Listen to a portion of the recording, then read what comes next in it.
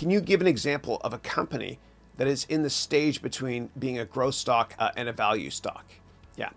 So I would say that, so all companies are most companies are wonderful growth companies once they go public. You know, it's Darwinism from a company perspective.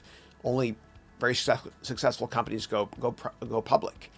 But eventually, companies that are growing very, very fast, growth slows obviously because of the law of large numbers.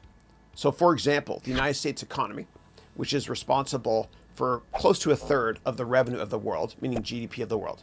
The US economy is so big that it's never going to grow more than single digits. It's not their fault. They're just a victim of their own success. And I shouldn't use the word victim. They've been successful. So because of the law of large numbers, they cannot grow fast anymore. The same thing happens with a lot of companies. And so the difference between growth and value in 30 seconds is this. A growth investor buys stocks that are growing fast, but they're expensive. They're expensive for a reason. A value investor like Warren Buffett, God bless him, he's 90 now, it's amazing. A value investor will buy stocks that are not growing fast, but they're cheap. That's the difference.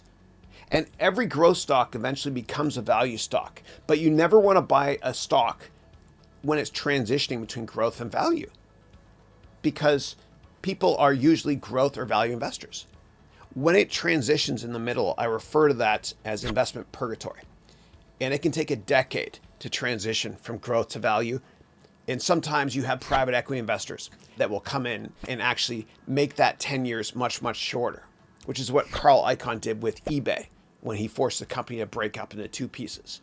Core eBay, which value investors love because the marketplace business does well actually in a recession, because people even sell more stuff when it's there's a recession.